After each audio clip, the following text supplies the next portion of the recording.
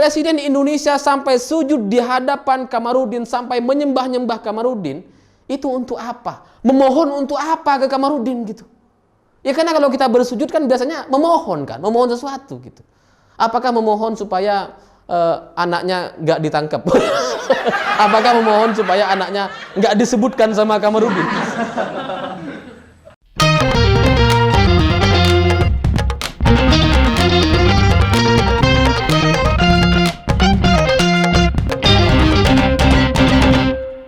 Selamat malam para mantan, selamat malam untuk semua mantan-mantan kalian yang selalu menjadi pusat perhatian, yang selalu berhasil bikin kita deg-degan. Mau ngapain lagi dia habis ini ya? Nah, cerita-cerita semacam itu bagi saya jadi mirip sekali dengan cerita Kamarudin Simanjuntak, karena dalam beberapa minggu terakhir pernyataan-pernyataannya itu selalu bombastis, fantastis, dan mengejutkan gitu. Dengan segala data-data dan klaimnya. Yang katanya ada luka sayatan, ada organ tubuh yang hilang, ada otak dipindah ke dalam perut. Itu teman-teman saya yang baca pernyataan Kamarudin gitu ya. Itu ngeri sekali. Wah, jangan-jangan ini kasus mutilasi ini bos. Ternyata belakangan dijelaskan oleh pihak kedokteran bahwa dalam melakukan otopsi kepada mayat itu biasa boleh dilakukan, di mana memindahkan otak ke dalam perut itu dalam rangka menjaga agar kepala tidak cepat busuk, agar tidak mengeluarkan bau-bau yang menyengat gitu. Makanya kemudian dalam beberapa otopsi itu memang otaknya itu dipindahkan ke dalam perut. Ya tapi karena kita nggak ngerti, karena masyarakat awam itu nggak terlalu familiar dengan otopsi, ketika membaca pernyataan Kamarudin kita jadi takut semua, ngeri gitu ya. Ya meskipun di sisi lain beberapa orang atau banyak orang menganggap bahwa Kamarudin ini sebagai pahlawan yang mampu membongkar kasus pembunuhan terhadap almarhum Brigadir Yosua. Ya meskipun di sisi lain kita juga mempertanyakan gitu. Data dia yang benar yang mana? Karena nggak ada yang benar gitu.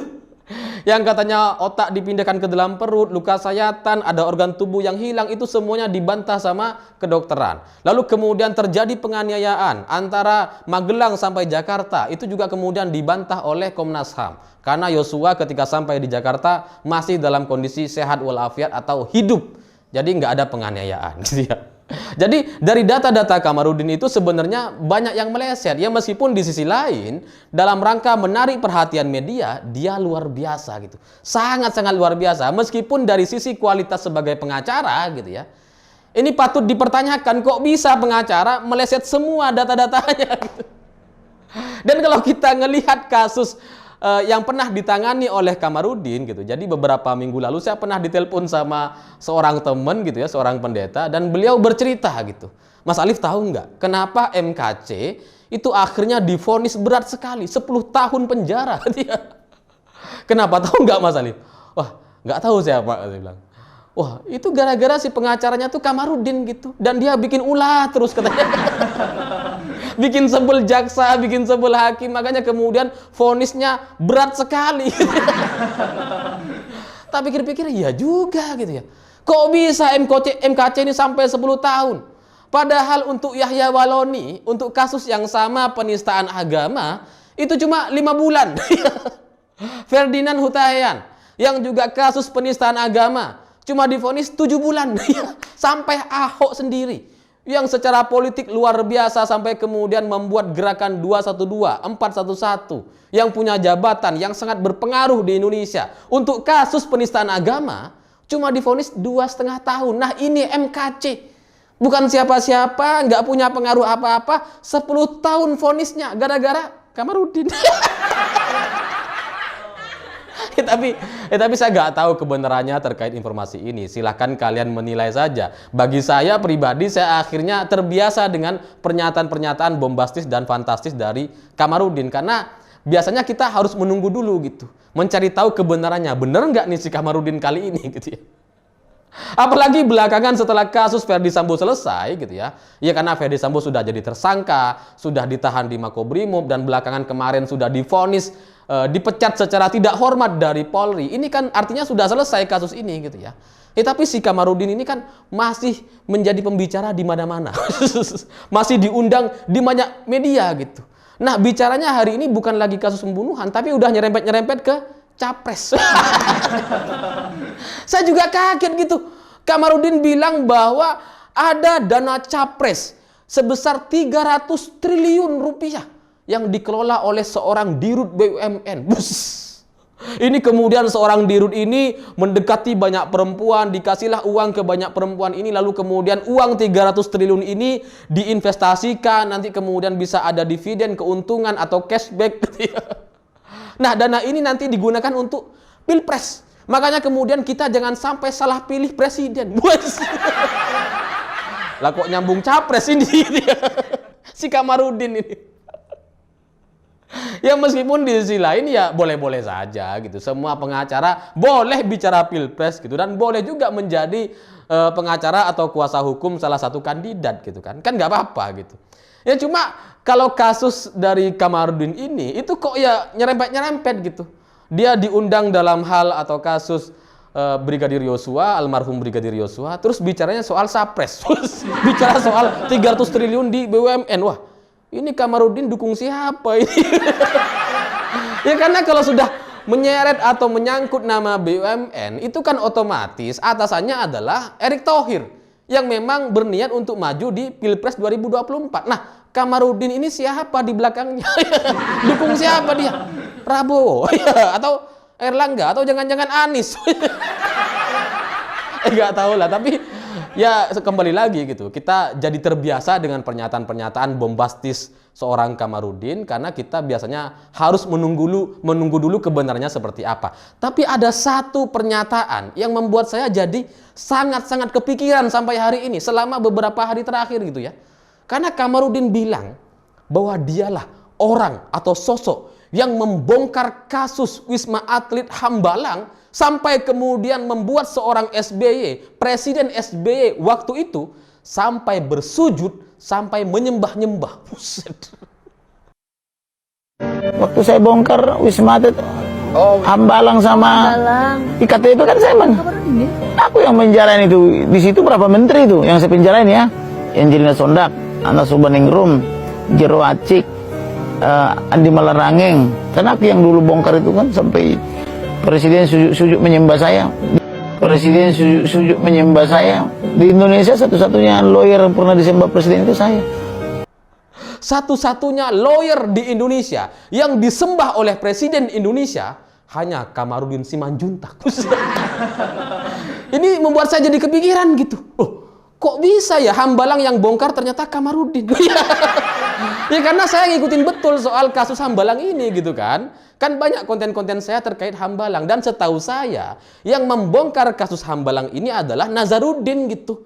Yang menjadi justice kolaborator sehingga kemudian membuat banyak orang terseret dan ikut-ikut di penjara. Gitu. Nazarudin gitu. Bukan Kamarudin. Ya sama-sama Udin sih. Bagian dari kelompok Udin gitu ya. Tapi bukan Kamarudin setahu saya gitu kan. Jadi, tapi karena pernyataan Kamarudin ini kemudian mengganggu saya gitu, akhirnya saya coba cari tahu gitu. Jangan-jangan bener nih, ternyata Kamarudin yang buka. Setelah saya coba cari tahu terkait kasus Hambalang, terkait kasus IKTP gitu ya. Yang karena kata Kamarudin kan sampai bisa memenjarakan Anas Urbaningrum, Andi Malarangeng, Angelina Sondak, Nazarudin. Itu kan banyak banget gitu. Ternyata setelah saya coba teliti, ternyata Kamarudin ini memang pernah menjadi pengacara dari Mindo Rosalina Manulang atas kasus suap Wisma Atlet di Jakabaring, Palembang. Bukan Hambalang, Palembang. Sama-sama Bang. Sama-sama Bambang. Tapi Jakabaring, Palembang gitu dalam kasus ini. Dan lucunya dari kasus Mindo Rosalina Manulang ini, Kamarudin hanya menjadi pengacara selama 4 hari. Dan saya coba cari tahu gitu terkait kasus ini. Ternyata si Kamarudin ini menjadi pengacara dengan cara yang agak ajaib gitu. Karena si Mindo Rosalina Manulang ini sudah menunjuk pengacara Jufri Taufik pada 22 April sebagai kuasa hukumnya gitu ya. Tanggal 22 April. Tapi 23 April atau sehari setelahnya ini Kamarudin Simanjuntak tiba-tiba mendatangi Polda dan bertemu dengan Rosalina Manulang gitu ya. Terus kemudian dia keluar dari pertemuan itu sudah bawa surat kuasa.